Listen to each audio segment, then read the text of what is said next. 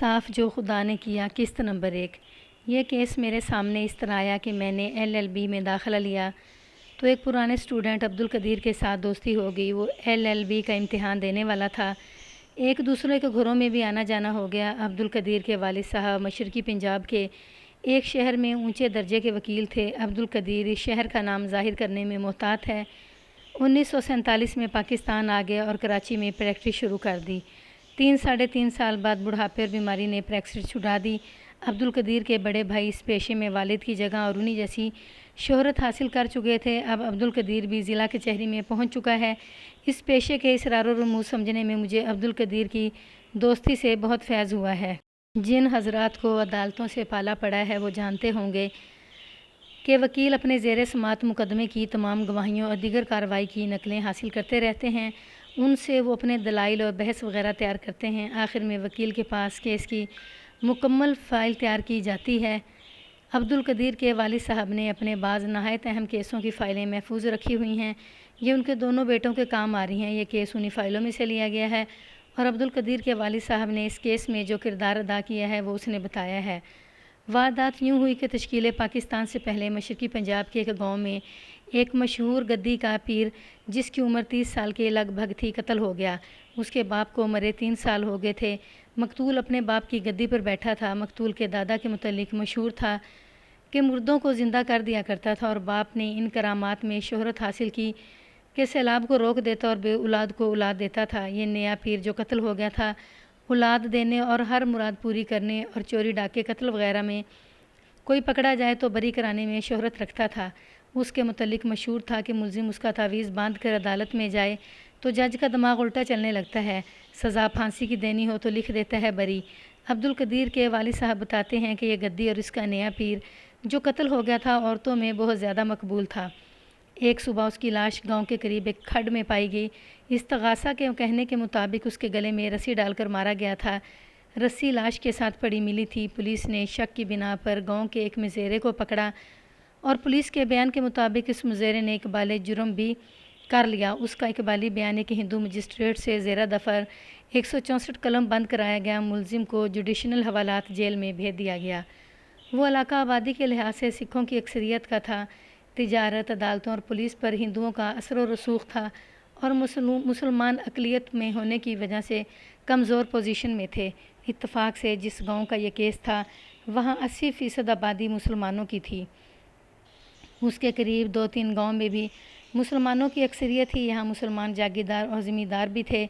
یہ انگریزوں کی دی ہوئی جاگیریں اور زمینیں تھیں۔ متعلقہ گاؤں کا نمبردار مسلمان تھا۔ جنگ عظیم دوم ختم ہو گئی تھی اور ملک میں سیاسی بیداری پیدا ہو گئی تھی۔ ہندو تو سیاسی طور پر پہلے ہی بیدار ہو چکے تھے کیونکہ انہیں مہاتما گاندھی جیسے مکار اور پنڈت جواہر لال نہرو جیسے قابل لیڈر مل گئے تھے۔ مسلمان سیاست میں پیچھے رہ گئے تھے۔ جنگ عظیم کے آخر میں قائد اعظم کی لیڈرشپ میں مسلم لیگ میدان میں اتری تو مسلمانوں نے بھی سیاست میں سر اٹھایا۔ وقوعہ کے گاؤں کا تھانہ قریبی قصبے میں تھا۔ وہاں مسلم لیگ کی باقاعدہ تشکیل ہو چکی تھی۔ اس کے مقامی صدر ایک صاحب عبداللہ غازی تھے، بہت جوشیلے اور مومن۔ کسی ذریعے سے عبداللہ غازی کو پتہ چلا کہ پیر کے قتل میں جس غریب مزارع کو گرفتار کیا گیا ہے اس نے اقبال جرم کر لیا ہے، اور اقبال جرم صرف تشدد اور ارضاء رسانی سے نہیں کرایا گیا بلکہ مزارع کی نوجوان بیٹی کو تھانے بلا کر اپنے ملزم یا مشتبہ باپ کے سامنے ننگا کھڑا کر دیا گیا اور کمرے میں 2 کانسٹیبلوں کو بھی ننگا کھڑا کیا گیا۔ پھر مزارع سے کہا گیا کہ وہ اقبال جرم کر لے ورنہ وہ دیکھ رہا ہے کہ اس کے سامنے اس کی بیٹی کے ساتھ کیا سلوک کیا جائے گا۔ مزارع نے اقبال جرم کر لیا اور یہی بیان جو تھانے دار نے خود لکھا تھا ایک ہندو مجسٹریٹ سے قلم بند کروا کے اس پر مزارع کا انگوٹھا لگوا لیا گیا۔ مسلم لیگ کے مقامی صدر عبداللہ غازی نے چند ایک سرکردہ مسلمانوں کو ساتھ لیا اور مزارع کے گاؤں میں گیا۔ مزارع کی بیٹی، بیوی اور کچھ لوگوں سے ملا۔ جب یہ سب لوگ گاؤں سے واپس آئے تو ان کے ساتھ اتنے آدمی تھے کہ جلوس کی صورت بن گئی۔ دوسرے دن عبداللہ غازی ایک وفد لے کر پولیس کے ضلع ہیڈ کوارٹر میں گیا اور DSP سے ملاقات کی۔ وہ انگریز تھا۔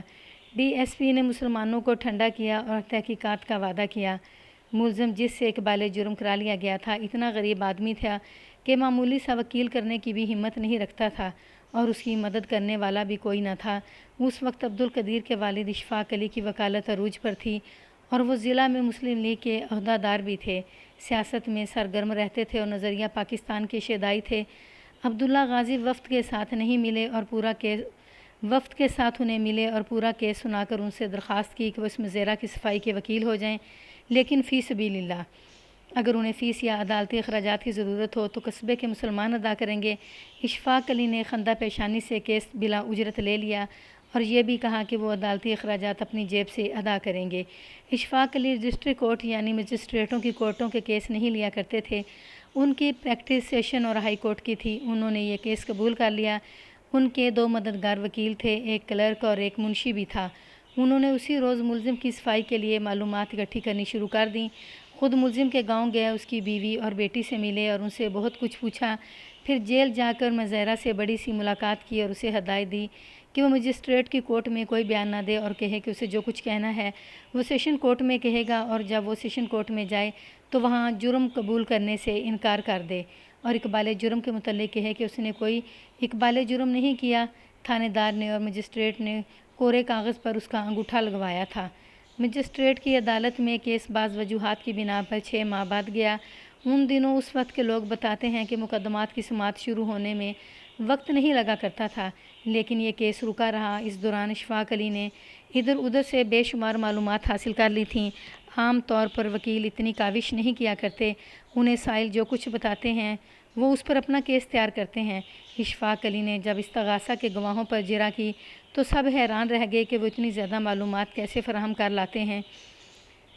جس وقت مجسٹریٹ کی عدالت میں شہادت شروع ہوئی، وہ تھانے دار جس نے تفتیش کی تھی کسی اور تھانے میں جا چکا تھا۔ وہ پنجابی مسلمان تھا، وہ گواہی کے لیے اس تھانے سے آیا تھا۔ مجسٹریٹ کی عدالت میں اشفاق علی نے اپنے ایک اسسٹنٹ کو بھیجا تھا کیونکہ وہاں انہوں نے کسی گواہ پر جرح نہ کرنے کا فیصلہ کیا تھا۔ ملزم نے جرم قبول کرنے سے انکار کر دیا تھا۔ آخر کیس سیشن کورٹ میں گیا۔ وہاں جب شہادت شروع ہوئی تو اشفاق علی کورٹ میں موجود تھے۔ سیشن جج ایک ہندوستانی عیسائی تھا۔ اب میں آپ کو باقی کہانی گواہوں کی زبانی اور اشفاق علی کی جرح کی صورت میں سناتا ہوں۔ تھانے دار نے تاریخ، دن اور وقت بتا کر بیان دیا۔ ابھی سورج نہیں نکلا تھا کہ وقوعہ کے گاؤں کا نمبردار، چوکیدار اور پیر کے 2 خاص مصاحب تھانے میں آئے۔ انہوں نے رپورٹ دی کہ پیر کی لاش ایک کھڈ میں پڑی ہے۔ جس آدمی نے لاش دیکھ کر انہیں اطلاع دی تھی وہ بھی ان کے ساتھ آیا تھا۔ میں نے پیر کے دونوں مصاحبوں کی رپورٹ پر کیس رجسٹرڈ کر لیا اور FIR تیار کی۔ میں موقع واردات پر گیا۔ وہاں پیر صاحب کی لاش اوندے منہ پڑی تھی۔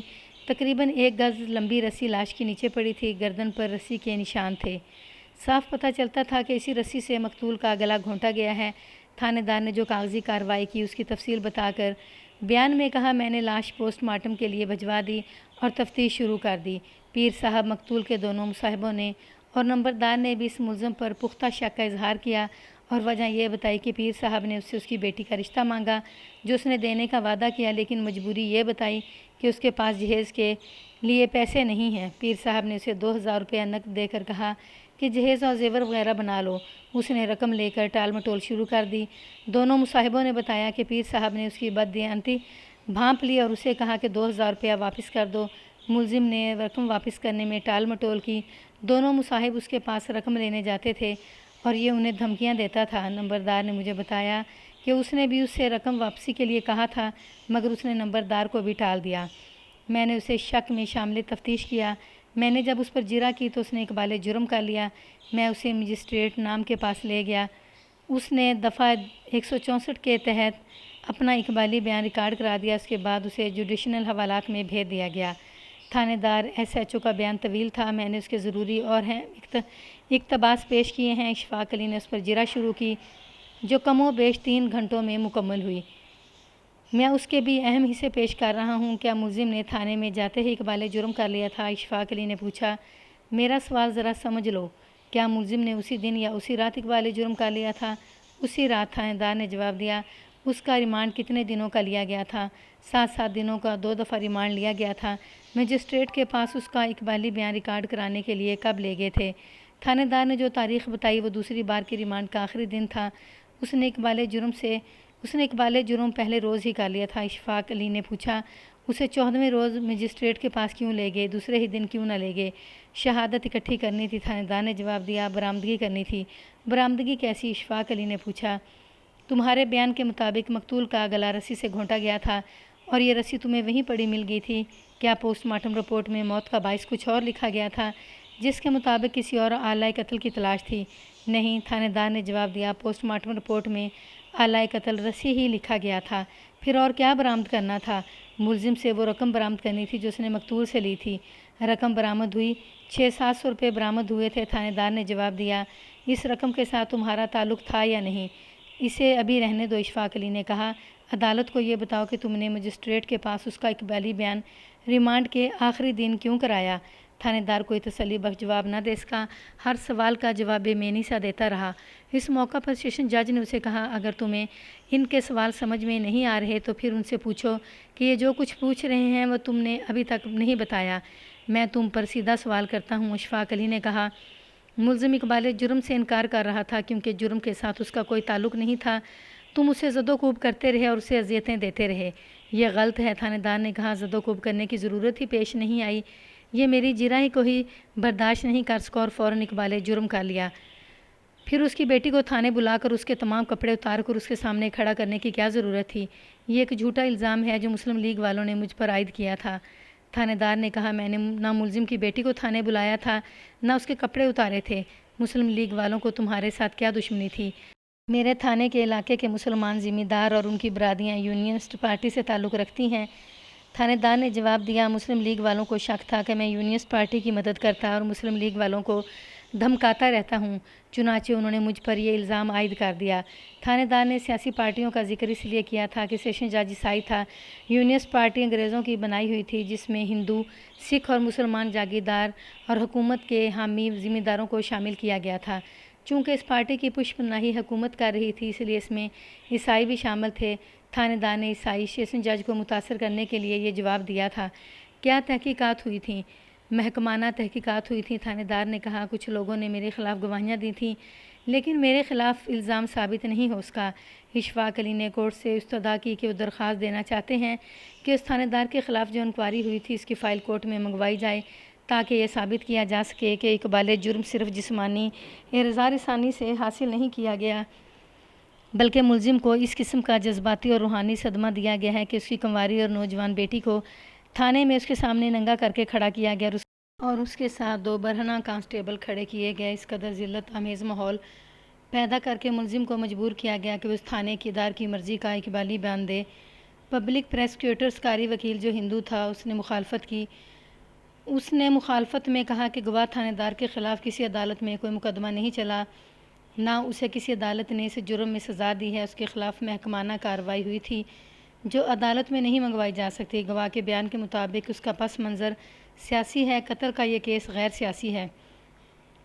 سیشن جج نے کہا، پبلک پراسیکیوٹر کا موقف بہت کمزور ہے، اس لیے تسلیم نہیں کیا جا سکتا۔ انصاف کے تقاضے پورے کرنے کے لیے گواہ کے خلاف جو تحقیقات اور کارروائی ہوئی تھی وہ کورٹ میں آنی چاہیے، اس کا تعلق ملزم کے اقبال جرم کے ساتھ ہے۔ اشفاق علی نے اپنے اسسٹنٹ سے کہا کہ وہ درخواست لکھے۔ انہوں نے تھانے دار پر جیرہ جاری رکھی۔ ملزم کا مکان کیسا ہے؟ اشفاق علی نے پوچھا۔ تم نے تلاشی لی تھی، گھر کا سامان وغیرہ کیسا ہے؟ کچا کوٹھا ہے، تھانے دار نے جواب دیا۔ ایک ہی کمرہ ہے، صحن نہیں، اندر 3 چارپائیاں ہیں، سامان مٹی کے چند ایک برتن ہیں۔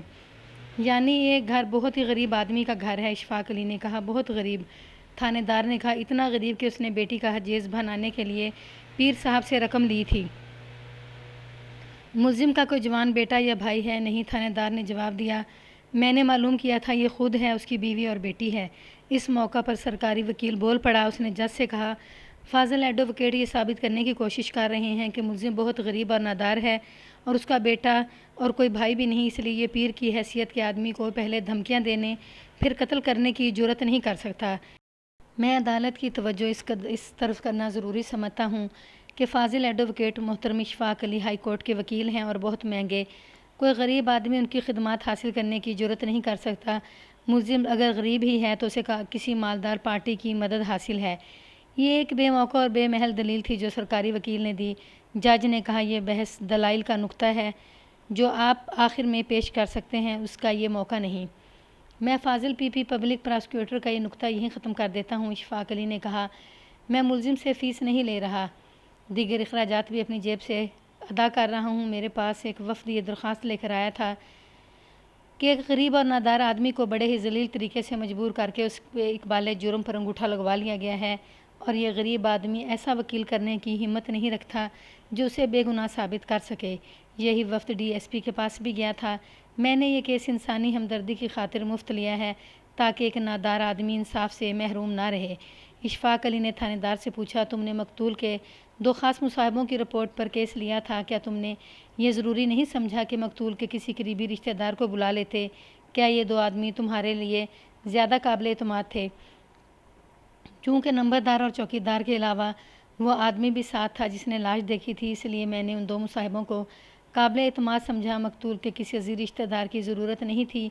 کیا تم ان دونوں کو پہلے سے جانتے تھے؟ نہیں۔ تمہارے تھانے میں سزا یافتہ اور دیگر ہسٹری شیٹر افراد کا جو ریکارڈ ہے، تم نے کبھی وہ دیکھا ہے؟ میں اس سے واقف ہوں، تھانے دار نے جواب دیا۔ کیا ان دونوں مصاحبوں کے نام اس ریکارڈ میں نہیں ہیں؟ تھانے دار کے چہرے پر صاف گھبراہٹ ظاہر ہوئی۔ اشفاق علی نے سوال دہرایا تو وہ بھی نہ بولا۔ سیشن جج بول پڑا، کیا تم نے ان کا سوال سمجھا ہی نہیں؟ جج نے کہا، سوال دوبارہ کراؤ یا جواب دو۔ یہ دونوں آدمی تھانے کے ریکارڈ پر ہیں، تھانے دار نے کہا۔ اشفاق علی نے تفصیل پوچھی تو تھانے دار نے بتایا کہ ان میں سے ایک 2 بار کا سزا یافتہ ہے، دوسرا 1 بار۔ دونوں چوری چکاری کرتے رہتے ہیں اور دونوں تمہارے مخبر بھی ہیں۔ باقاعدہ مخبر نہیں، بے قاعدہ ہی صحیح۔ اشفاق علی نے کہا، تمہارے لیے مخبری کرتے رہے ہیں؟ جی، تھانے دار نے جواب دیا، کرتے رہے ہیں۔ مقتول کی کتنی بیویاں ہیں؟ مجھے اچھی طرح معلوم نہیں، تھانے دار نے جواب دیا۔ جس پیر کے خاص مصاحب تمہارے مخبر ہیں، اس کے گھر کے متعلق تمہیں یہ بھی نہیں معلوم کہ اس کی کتنی بیویاں ہیں؟ اشفاق علی نے کہا، چلو مان لیتا ہوں۔ کورٹ کو یہ بتاؤ کہ تم نے مقتول کے گھر کے حالات معلوم کرنے کی کوشش کیوں نہیں کی؟ قتل کا باعث گھر کے حالات ہو سکتے تھے، بیویوں کی رقابت ہو سکتی تھی۔ تم نے کیا سمجھ کر معلوم نہیں کیا کہ پیر کی کتنی بیویاں ہیں؟ سرکاری وکیل نے اس سوال پر اعتراض کرتے ہوئے کہا کہ یہ سوال ریکارڈ میں نہ لا جائے کیونکہ ملزم کا اقبالی بیان زیر دفعہ 164 موجود ہے جس میں قتل کا باعث بیان کیا گیا ہوگا۔ ملزم کہہ چکا ہے کہ اس نے کسی مجسٹریٹ کے سامنے اقبال جرم نہیں کیا۔ اشفاق علی نے کہا، لہٰذا اقبالی بیان شہادت میں شامل نہیں کیا جا سکتا۔ میں کورٹ سے درخواست کروں گا کہ جس مجسٹریٹ نے یہ بیان قلم بند کیا ہے اسے گواہ کے طور پر نہ بلایا جائے۔ سیشن جج نے رولنگ دی کہ مجسٹریٹ کو گواہ کے طور پر ضرور بلایا جائے گا اور صرف اقبالی بیان پر ملزم کو سزا نہیں دی جائے گی، مکمل شہادت دیکھی جائے گی۔ اور پی پی کا یہ اعتراض مسترد کیا جاتا ہے کہ صفائی کا وکیل یہ سوال نہ پوچھے۔ اشفاق علی نے اپنا سوال دہرایا تو تھانے دار نے جواب دیا، چونکہ ملزم نے پہلی ہی رات اقبال جرم کر لیا تھا، اس لیے میں نے مقتول کے گھر کے حالات وغیرہ معلوم کرنے کی ضرورت نہ سمجھی۔ اس کے بعد مختلف پیشیوں پر گواہ گزرتے رہے۔ اس آدمی کا بھی بیان ہوا جس نے سب سے پہلے لاش دیکھی اور نمبردار کو بتایا تھا۔ اشفاق علی نے اس سے پوچھا کہ اس نے لاش کے قریب کوئی رسی پڑی دیکھی تھی؟ اس نے جواب دیا کہ دیکھی تھی۔ اشفاق علی نے پوچھا کہ کہاں پڑی تھی؟ اس نے بتایا کہ لاش سے 2-3 قدم دور طرف پڑی تھی اور پہلی نظر میں وہ اسے سانپ سمجھا تھا۔ اسے رسی دکھائی گئی، اس نے کہا کہ وہ اسی قسم کی رسی تھی۔ وہ ڈاکٹر بھی عدالت میں آ گیا جس نے لاش کا پوسٹ مارٹم کیا تھا۔ اس نے پوسٹ مارٹم رپورٹ پیش کی اور ویسا ہی بیان دیا جیسا ہر ڈاکٹر دیا کرتا ہے۔ اس کے بیان کا لب لباب یہ تھا کہ مقتول کی موت رسی سے گلا گھونٹنے سے واقع ہوئی ہے۔ اشفاق علی نے جرح شروع کی، ان کے چیدہ چیدہ سوال پیش کرتا ہوں، کیا آپ ڈاکٹر کی حیثیت سے یقین سے کہہ سکتے ہیں کہ مقتول کا گلا اسی رسی سے گھونٹا گیا ہے؟ اشفاق علی نے پوچھا اور اسے وہ رسی دکھائی گئی جو استغاثہ کے مطابق لاش کے نیچے پڑی تھی۔ یہ رسی کورٹ میں ایگزبٹ کے طور پر موجود تھی۔ جی نہیں، ڈاکٹر نے جواب دیا، میں یہ نہیں کہہ سکتا کہ مقتول کا گلا اسی رسی سے گھونٹا گیا ہے۔ کیا یہ ہو سکتا ہے کہ تار سے گلا گھونٹا گیا ہو سکتا ہے، ڈاکٹر نے جواب دیا۔ کیا یہ ہو سکتا ہے کہ پٹی کی طرح کوئی لمبا کپڑا مروڑ کر اسی رسی بنا لی گئی ہو اور اس سے گلا گھونٹا گیا ہو؟ یہ بھی ہو سکتا ہے، ڈاکٹر نے جواب دیا۔ اشفاق علی نے رسی ایک بار پھر اس کے ہاتھ میں دے کر کہا، ایک بار پھر اسے غور سے دیکھیں اور یقین سے بتائیں کہ مقتول کا گلا اسی رسی سے گھونٹا گیا ہے۔ میں یقین سے نہیں کہہ سکتا۔ یہ رسی آپ نے پہلے دیکھی تھی؟ نہیں، ڈاکٹر نے جواب دیا، میں یہ پہلی بار دیکھ رہا ہوں۔ آپ کے اندازے کے مطابق پوسٹ مارٹم کے وقت سے کتنی دیر پہلے موت واقع ہوئی؟ اندازاً 10 گھنٹے پہلے، ڈاکٹر نے جواب دیا۔ پوسٹ مارٹم کتنے بجے ہوا؟ 10:15 بجے دن، گویا مقتول رات 1 بجے کے لگ بھگ قتل ہوا۔ حساب تو یہی بنتا ہے، اچھی طرح یاد کریں، اشفاق علی نے کہا۔ آپ نے لاش کا پیٹ چاک کیا، معدہ دیکھا اور سب کچھ دیکھا، ظاہر ہے بدبو ہوگی۔ عدالت کو یہ بتائیں کہ اس بو میں شراب کی بدبو بھی تھی؟ شراب کی بو نمایاں تھی، ڈاکٹر نے جواب دیا۔ سیشن جج نے مسکرا کر ڈاکٹر سے پوچھا، آپ کو شراب کی بو کیسے یاد رہ گئی ہے؟ کیا آپ پیٹ کی بدبو سے شراب کی بدبو الگ کر کے بتا سکتے ہیں؟ جناب والا، ڈاکٹر نے کہا جسم کے سسٹم میں شراب کی موجودگی معلوم کرنے کے طریقے اور ہیں۔ خون ٹیسٹ کیا جاتا ہے، معدے میں جو مواد ہوتا ہے اس میں سے کچھ نکال کر ماہرین کے پاس بھیجا جاتا ہے۔ میں نے ایسا کوئی طریقہ اختیار نہیں کیا کیونکہ مجھے پولیس کی طرف سے ایسی کوئی ہدایت نہیں ملی تھی۔ مجھے یہ بدبو اس طرح یاد رہ گئی ہے کہ میں نے معدہ چیرا تو بدبو نارمل نہیں تھی، اس میں شراب کی بو تھی۔ میرے ساتھ جو ڈسپینسر مددگار تھا وہ بھی ہندو ہے۔ میں نے اسے کہا تھا کہ دیکھو، مسلمان کے پیر جو اپنے آپ کو خدا کا مقدس آدمی سمجھتے ہیں کتنی زیادہ شراب پیتے ہیں۔ میں نے اگر مسلمانوں کے عقیدے یا مذہب کی توہین کی ہے تو میں فاضل ایڈوکیٹ صفائی سے دست بدستہ معافی مانگتا ہوں۔ سیشن جج نے سنجیدگی سے اشفاق علی کی طرف دیکھا۔ اشفاق علی نے کہا جناب والا، میں یہی ریکارڈ پر لانا چاہتا ہوں کہ خدا کے نام نہاد مقدس آدمی جو پیر و مرشد بنے ہوئے ہیں اتنی زیادہ شراب پیتے ہیں کہ ان کی لاشوں کے اندر کی بدبو شراب کی بو میں دب جاتی ہے۔ سرکاری وکیل نے اعتراض کیا کہ شراب کی موجودگی پوسٹ مارٹم رپورٹ میں شامل نہیں، اس لیے یہ ریکارڈ میں نہیں آنی چاہیے۔ جج نے اعتراض مسترد کرتے ہوئے کہا ڈاکٹر نے اتنے وثوق سے شراب کی موجودگی بتائی ہے کہ اسے ریکارڈ پر لانا ضروری ہو گیا ہے۔ ایک پیشی پر اس مجسٹریٹ کا بیان ریکارڈ کیا گیا جس نے ملزم کا اقبالی بیان زیر دفعہ 164 قلم بند کیا تھا۔ اس نے وہ سرباہ مہر لفافہ عدالت میں پیش کیا جس میں ملزم کا اقبالی بیان بند تھا۔ جج نے مجسٹریٹ سے کہا کہ وہ لفافہ کھول کر اقبالی بیان سنائے۔ مجسٹریٹ نے بیان پڑھا۔ یہ خاصا طویل تھا۔ اس کا اختصار ملزم کے الفاظ میں، اگر الفاظ ملزم ہی کے تھے، یوں ہے: میری کل اولاد ایک بیٹی ہے جو جوان ہو گئی ہے۔ میں نے اس کی منگنی فلاں گاؤں میں کر دی، لیکن شادی کے لیے میرے پاس پیسے نہیں تھے۔ اگر میرے پاس تھوڑی سی زمین بھی ہوتی تو میں یہ گروی رکھ کر سود پر ساہوکار سے قرض لے لیتا۔ کسی اور سے قرض لیتے ڈر لگتا تھا کہ کیسے ادا کروں گا۔ ہم لوگ مشکل کے وقت اپنے پیر دستگیر کے دربار میں جایا کرتے ہیں۔ میں پیر صاحب مقتول کے ڈیرے پر گیا اور ان کے قدموں میں ماتھا رگڑ کر کہا کہ یا دستگیر دعا کرو میری بیٹی کی ڈولی عزت سے اٹھ جائے۔ پاس پلے کچھ بھی نہیں۔ پیر صاحب نے کہا کہ بیٹی کو ساتھ لاؤ، ہم اپنے ہاتھ سے اس کے گلے میں تعویذ ڈالیں گے، مشکل آسان ہو جائے گی۔ میری بیٹی کو خدا نے ایسی شکل اور ایسا قد کاٹ دیا ہے کہ سب مجھے کہا کرتے ہیں کہ بیٹی کو باہر نہ جانے دیا کرو۔ میں نے سرکار پیر کا حکم مانا اور بیٹی کو ان کے آستانے پر لے گیا۔ انہوں نے لڑکی کے سر اور منہ پر ہاتھ پھیرا اور جلال میں آ کر کہنے لگے کہ یہ لڑکی بڑی بھاگوان ہے، یہ تو راج کرے گی۔ پھر دستگیر نے کہا کہ ہم 2000 روپیہ دیتے ہیں، جہیز بنا لو، لیکن ابھی شادی کا دن مقرر نہ کرنا، میں دن مقرر کروں گا۔ میں نے ہاتھ جوڑ کر کہا سرکار، میں اتنی رقم واپس کہاں سے کروں گا؟ میں تو صرف دعا کرانے آیا ہوں۔ پیر صاحب نے ضد کی کہ 2000 روپیہ تمہیں لینا پڑے گا۔ میں نے ان کا حکم تو مان لیا، لیکن 2 کی بجائے ان سے 1000 روپیہ لیا۔ 4-5 روز بعد نمبردار نے مجھے اپنے گھر بلایا اور کہا کہ پیر صاحب نے تمہاری بیٹی کا رشتہ اپنے لیے مانگا ہے۔ میں نے نمبردار سے کہا کہ میں تو بیٹی کی منگنی بھی کر چکا ہوں، اب میں منگنی نہیں توڑ سکتا۔ نمبردار نے پیار سے کہا کہ بے وقوف نہ بن، بیٹی پیر صاحب کو دے دے، تیرے بھی وارے نیارے ہو جائیں گے، پیر صاحب تمہیں اپنے دربار میں بٹھائیں گے۔ میں بڑی مشکل میں پھنس گیا۔ ایک طرف پیر صاحب تھے، دوسری طرف میری زبان تھی جو میں دے چکا تھا، اور دعائے خیر بھی پڑی گئی تھی۔ میں نے اللہ رسول کے نام پر بیٹی کی زبان دے دی تھی۔ میں پیر صاحب کی بجائے خدا سے ڈر گیا اور نمبردار سے کہا کہ میں منگنی نہیں توڑوں گا اور رشتہ پیر صاحب کو نہیں دے سکتا۔ نمبردار نے مجھے گالی دے کر کہا کہ تم نے پیر صاحب سے 2000 روپیہ اس لیے لیا ہے کہ اپنی بیٹی کا رشتہ انہیں دو گے، اب تم رقم ہضم کر کے وعدے سے پھر گئے ہو۔ میں نے قسمیں کھا کر کہا کہ پیر صاحب کے پاس میں دعا کرانے گیا تھا اور انہوں نے مجھے 1000 روپیہ قرض دیا ہے کہ بیٹی کا جہیز بنا لو۔ نمبردار نے مجھے پیٹنا شروع کر دیا اور کہا کہ اپنی بیٹی کا رشتہ فوراً پیر صاحب کو دے دو۔ میں نے نمبردار کے پاؤں پکڑے، منت کی کہ لوگ مجھے ذلیل نہ کریں، میں زبان دے چکا ہوں، مگر نمبردار مجھے ٹھڈے اور تھپڑ مارتا رہا۔ اس روز کے بعد میری مصیبت آ گئی۔ پیر صاحب کے 2 خاص آدمی جنہوں نے قتل کی رپورٹ لکھوائی تھی، باری باری میرے گھر آتے اور پیر صاحب کے رشتے کا مطالبہ کرتے۔ مجھے میری بیوی اور بیٹی کو گالی گلوچ کر کے چلے جاتے۔ پیر صاحب نے مجھے اپنے آستانے پر بلا کر ان دونوں سے پٹوایا اور کہا کہ تم وعدے سے پھر گئے ہو۔ میں نے ان کے قدموں پر سر رگڑا، فریادیں کی، مگر ان ظالموں پر کچھ اثر نہ ہوا۔